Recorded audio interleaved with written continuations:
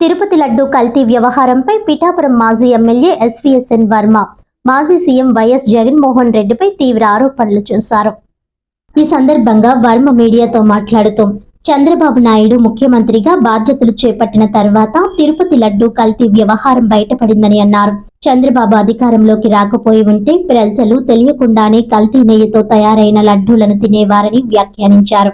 YS Jaganmohan Reddy మళ్లీ అధికారంలోకి వచ్చి ఉంటే అదే కల్తీ లడ్డూలు భక్తులకు పంపిణీ అయ్యేవని ఆరోపించారు. దాంతో భక్తుల కిడ్నీలు, లివర్లు దెబ్బతిని తీవ్రమైన ఆరోగ్య సమస్యలు వచ్చేవని ఆయన అన్నారు. బోలే బాబా ఆర్గానిక్ నెయ్యి పేరిట నెయ్యిలో నిర్ణీత మోతాదుకు మించి కెమికల్స్ కలిపారని ఆరోపించారు.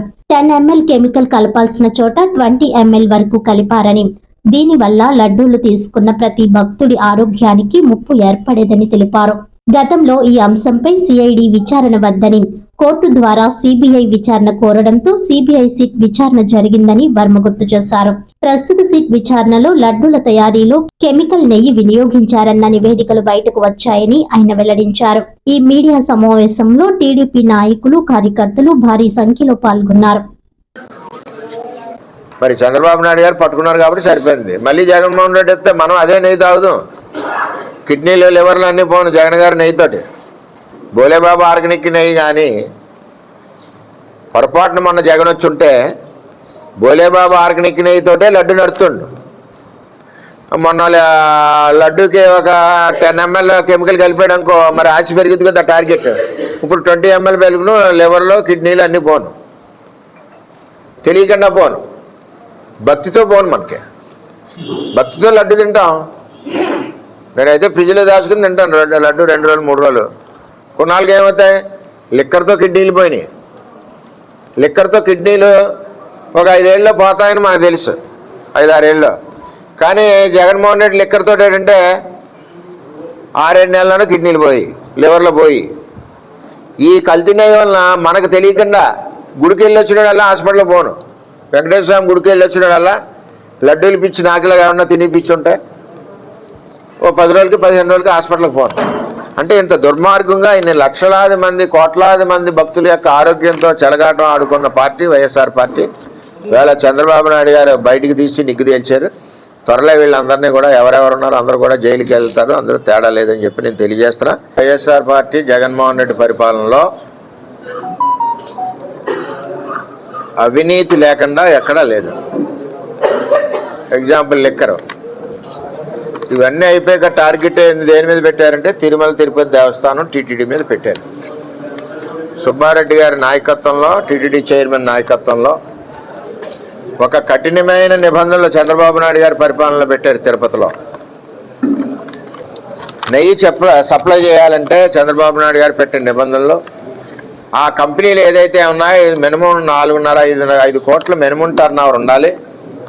దానికి నెయ్యికి కావాల్సిన రా మెటీరియల్ ఏముందో అది డైరీ సిస్టంలో, డైరీలు పాలు కొనుక్కుని దాని ప్రాసెస్లో వెన్న నుంచి నెయ్యి, ఆ నెయ్యి కూడా క్వాలిటీ చెక్ చేసిన తర్వాత అప్పుడు భగవంతుడి ప్రసాదాలకి, వెంకటేశ్వర స్వామి ప్రసాదాలకి వాడి విధంగా విధి విధానాలు ఉన్న దానిని ఈ బోలేబాబా ఆర్గానిక్ డైరీ, ఆడికి అసలు డైరీయే లేదు, 2 షట్టర్లు ఉన్నాయి.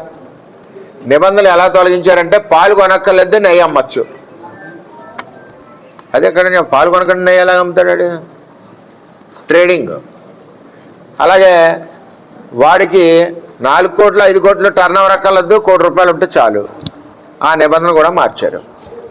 ఇన్ని మార్చి కిలోకి 25 రూపాయల నుంచి 50 రూపాయలు కమిషన్ పెట్టుకుని వీళ్ళు మన ఏదైతే రసాయనాలతో తయారు చేసిన నెయ్యి ఏదైతే ఉందో అది, దాంతో సుమారు 20 కోట్ల లడ్డూలు అయినాయి. అదే లడ్డూలు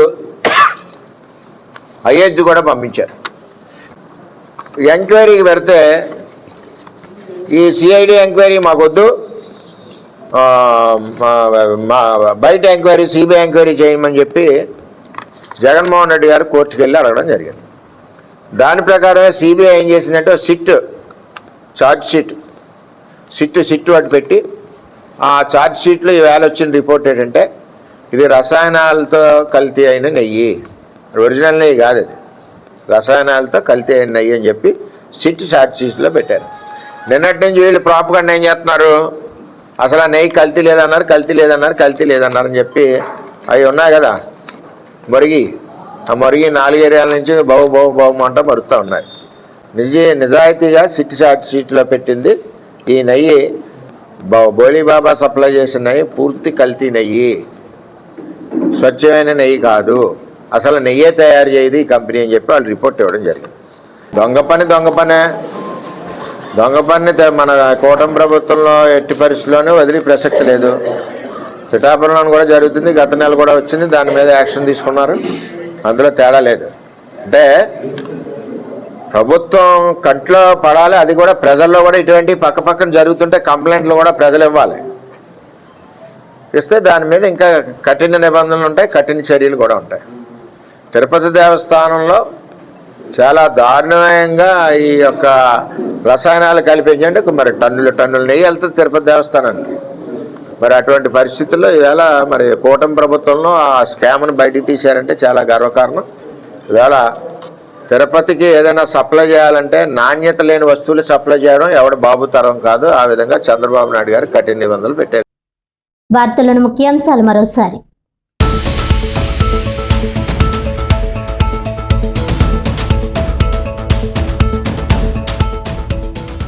తిరుపతి లడ్డూ కల్తీ వ్యవహారంపై మాజీ సీఎం వైఎస్ జగన్మోహన్ రెడ్డిపై పిఠాపురం మాజీ ఎమ్మెల్యే తీవ్ర ఆరోపణలు. సిట్ విచారణలో లడ్డూల తయారీలో కెమికల్ వినియోగించారని నివేదికలు స్పష్టం చేస్తున్నాయన్న వర్మ.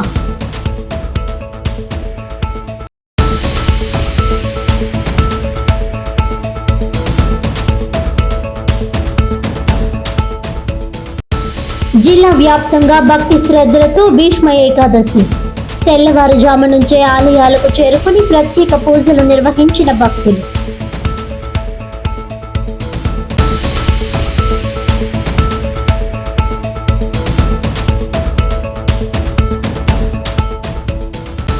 సంక్రాంతి పండుగ సందర్భంగా యువతతో మమేకంలో భాగంగానే మంత్రి సుభాష్ డాన్స్. వైసీపీ నాయకులు తప్పుడు ప్రచారాలు మానుకోకుంటే రాష్ట్ర బీసీ సంఘాల ఆధ్వర్యంలో ఉద్యమాన్ని చేపడతామని హెచ్చరించిన సంఘ నాయకులు యనమదల రవి, అనసూరి సతీష్.